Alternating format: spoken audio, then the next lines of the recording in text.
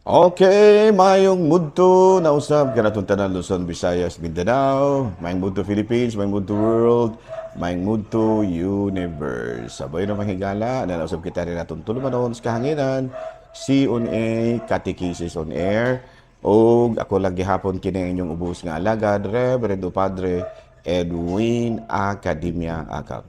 Abay no adlaw na usab karon nga Sabado, no? Pizzas kuana kini pizza sa talong adlaw higala pizza size, no? Pizza size ni ining bulan sa Agosto.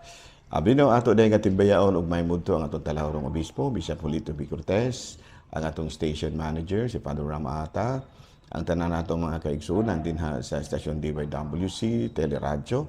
Ngayon usab ang ako ang partner sa kahanginan sila sa ako ang ato ang IT si Sister Camel Sormieda. Ug yung manusab ang atong technician usab din sa kini nga akong partner usab din sa DYWC si Sister kining ako ang Richie Ombak. Okay, no? Nahala, no? Padayon kita sa ato ang mga buluhaton ni ining kamuntuhon ug padayon kita ni ang atong programa. Abi na ari kita sa atong CBCP News, balitang simbahan ni ining kamuntuhon. Batikan, gidiscourage ang pagsaulog sa ika-75 katuig nga anibersaryo sa matud pa Lipa Apparition. No, matud pa niya, matud pa diri sa deklarasyon sa Vatican, there is no spiritual origin and kining gitawag natong karakter. So buti sa mga nakuan kini nahimong controversial kining Lipa Apparition, pero mura og doon ay mga requirements nga wala ma-comply ni ining mao nga gitawag nato og kining apparition aron mamahimo siyang authentic. Ano tinuod gyud ba? Balita gikan sa Vatican, God's heart beats uniquely for you. Mo kani ang gitudlo usab ni Pope Francis ngadto sa mga kabatanunan nga misalmot sa World Youth Day sa Lisbon, Portugal. No, gipaklaro kini ni Pope Francis. Dugang niya gitawag ang tanan tungod sa dakong gugma sa Dios alang kanato ug matud pa ang kasing-kasing sa Ginoo nagpitik alang kanatong tanan. Mao kadto mahigala mga balitang simbahan ni ining kamuntuhon. Og ari kita sa atong Saint of the Day, no? August 6 ang ato karon nga santo, no? August 6 walay lain kung dili si San Agapito. Dili pa man tayo. Ay, August 5 paron may gala. Actually, today is still August 5. Ug madi ay ang August 6. Sorry. I stand corrected. Dili taron August 6. August 5 pa. Okay? Nya gisaulog nato karon ang pagdedicate sa Basilica of Saint Mary Major. Bino kining Saint Mary Major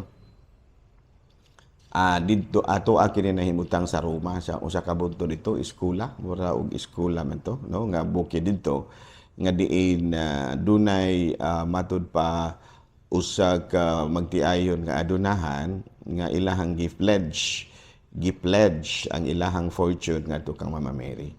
Nya nahitabo nga bisan og ting-init dunay snow, no, dito sa nasangpit nga lugar sa may Escula, Mount Escula dito sa may Roma. O kining mao nga milagro, no, galiman ba kag ting-init nya na snow, nahimong gitawag og Virgin of Snow, Our Lady of Snow. No, manano nya nihangyo dito sa mao nga matud pa apparition, gipangayo sa mahal nga birhen nga butangan og dako kayo nga simbahan ang nasangpit nga lugar. Kining gitawag og Saint Mary Major, the largest church built in honor of Mama Mary. Nga usa sa mga dako kayong basilika dito sa Roma. Kay upat man na kadakong basilika dito.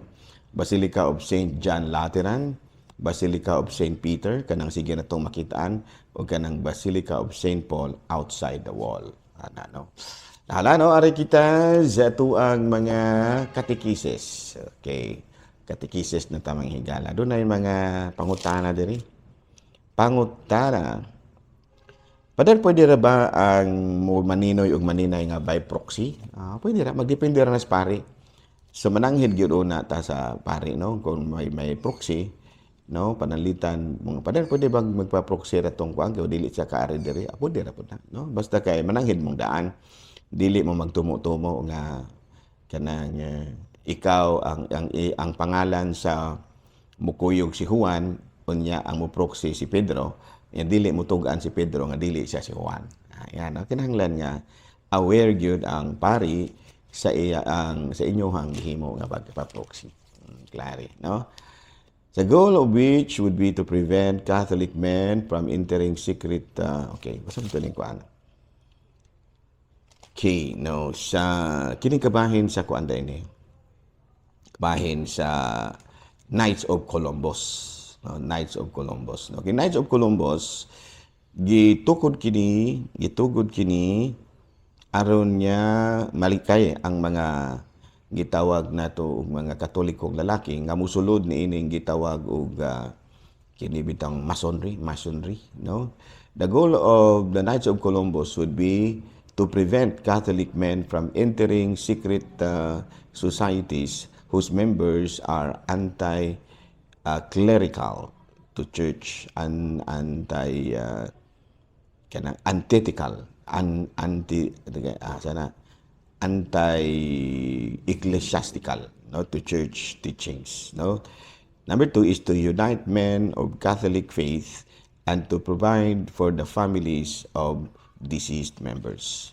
As a symbol that their allegiance to their country did not conflict with allegiance to their faith, the organization members took as their patron saint Christopher Columbus. It is a fraternity and patriotism were added to the Knights' founding principle of Christ in 1885 and 1900, respectively. Unya ang nagtuko nila mao si Father Michael McGivney, no, ni adtong August 14, 1890. So mo kini ang Knights of Columbus. Kining Code of Canon Law. Unsa man ning Code of Canon Law, no? The Code of Canon Law is the body of laws and regulations made by or adopted by ecclesiastical authority for the governance of the Christian organization and its members. The first Code of Canon Law was first promulgated in 1917.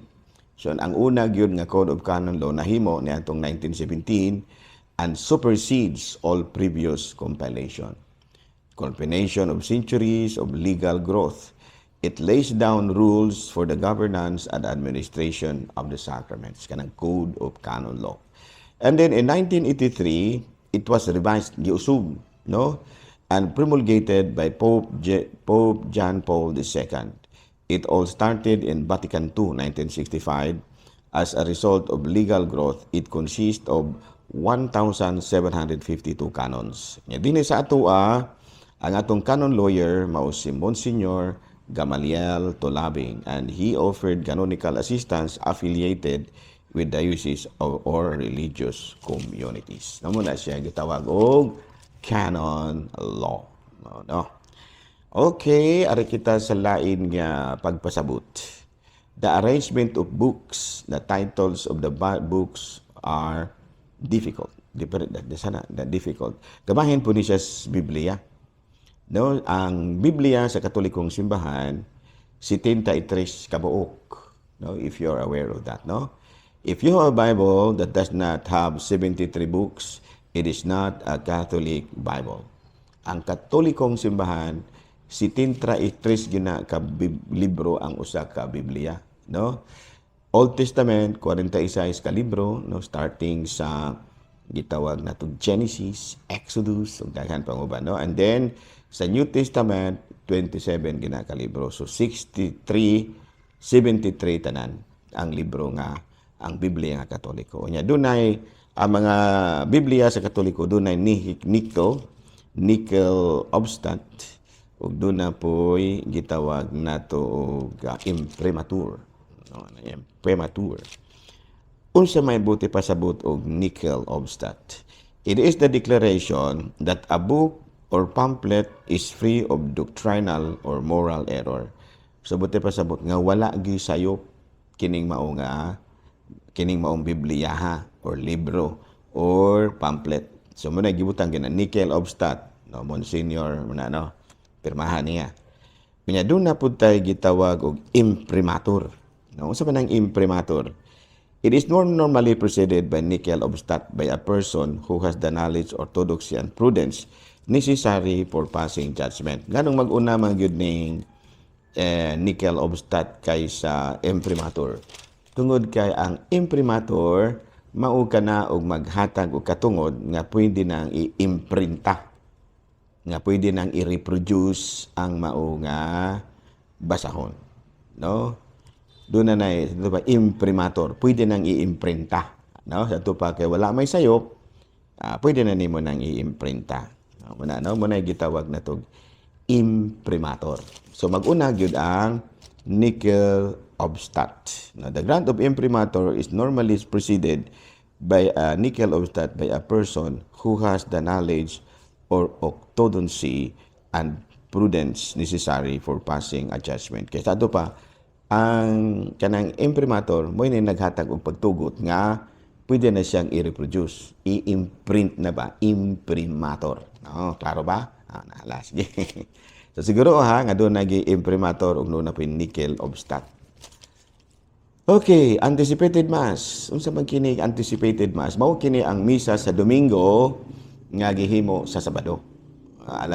Normally ang oras gyud sa Sunday, Saturday Mass nga gihimong kanang anticipated Mass, alas 6 gina siya. Pero pwede pod o kanang ang ubang mga pari akong nabantayan nga mga alas 4, alas 5 na. No, pwede na siguro alas 3, alas 4, alas 5, pwede na siya. Pero normally, anticipated Mass is celebrated at 6 o'clock in the evening sa Sabado. Pwede na siya nga mahimo na siya nga anticipated. Mabot-sabot nga misa sa Domingo nga gisaulog sa Sabado. Okay. Is the priest allowed to omit the creed during Sunday masses or solemnities? Ang tubag niya na dili. kinahanglan nga og madomingo naa gina siya'y credo or proclamation of faith. Nga naman, importante na, that is general instructions of the Roman Missal number 67. The purpose of the symbolism of profession of faith or profession of faith or creed is that the whole gathered people may respond to the word of God proclaimed in the readings taken from the sacred scriptures and explained in the homily. And they also call to mind and confess the great mysteries of the faith by reciting the rule of faith in a formula approved by the liturgical use before these mysteries are celebrated in the Eucharist.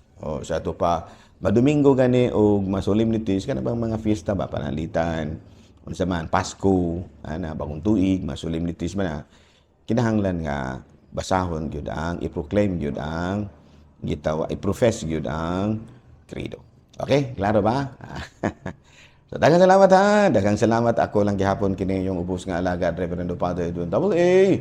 Manamilit na usab kaninyo ug manalangin kanato ang Dios nga magkargahom sa tanan, Amahan, Anak, Espiritu Santo. Amen. Good noon, Pilipinas.